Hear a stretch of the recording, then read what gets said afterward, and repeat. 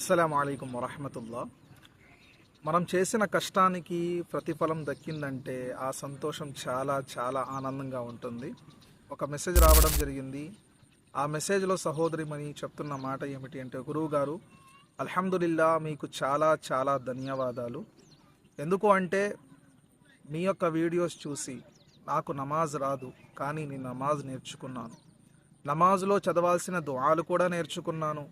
ఇవన్నీ నేర్చుకున్న తర్వాత నాకు అసలు ఏమీ రానప్పుడు మీ వీడియోస్ చూసి నేను నేర్చుకున్నాను. ఈ 2-3 సంవత్సరాల నుండి 5 పూటల నమాజ్ చదువుతున్నాను, మరియు తహజ్జుద్ నమాజ్ కూడా చదువుతున్నాను. అల్హమ్దులిల్లా నాకు చాలా సంతోషంగా ఉంది. మీకు ఎలా కృతజ్ఞత తెలపాలో కూడా నాకు అర్థం కావట్లేదు.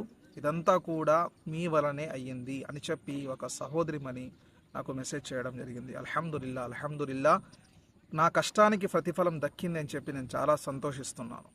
ఇప్పుడు మీరు అంటారు, కష్టానికి ప్రతిఫలం ఏమి ఉంది, ఒక మెసేజే కదా, వాటిలో ఏముంది అని చెప్పి. చూడండి, కష్టానికి ప్రతిఫలం అంటే మేము యూట్యూబ్ ఛానల్ పెట్టింది సంపాదించడానికి కాదు. చాలామంది అడుగుతూ ఉంటారు, భాయ్ యూట్యూబ్ ఛానల్ ఉంది అంటే ఎంత సంపాదించారు, ఎంత వస్తుంది ప్రతి నెల అంటారు. చాలా బాధ కలుగుతూ ఉంటుంది. కానీ మా యొక్క సంకల్పం ఏమిటి అంటే, యూట్యూబ్ ఛానల్ పెట్టింది ప్రతి వైపు నుండి కూడా దీని విషయాలు ప్రతి ఒక్కరికి తెలియజేయాలి. సో నా వలన ఎంతైతే అవుతుందో అంతవరకు సోషల్ మీడియాలో దీని విషయాలు ప్రతి ఒక్కరికి తెలియజేయాలి. వాళ్ళు దాని వలన మారాలి, ఎంతో కొంత మారి దాన్ని వాళ్ళ యొక్క జీవితంలో తెచ్చుకుంటే దానికన్నా ఉత్తమమైన ఆనందం ఇంకా ఏమీ ఉంటుందని చెప్పి నేను విశ్వసిస్తున్నాను.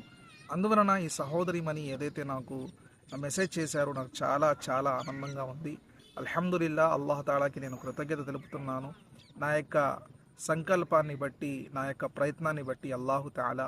ఇలాంటి వారు చాలామంది ఉన్నారు, చాలా మెసేజ్ వస్తూ ఉంటాయి. కానీ మీకు కూడా తెలియాలి, ఒక మనిషి మనకి ఆ యొక్క సాఫల్యం పొందిన తర్వాత వాళ్ళ సంతోషం మనతో వ్యక్తం చేస్తే ఆ సంతోషాన్ని మనం ఎలాగా అనుభూతి చెందాలి అని చెప్పి.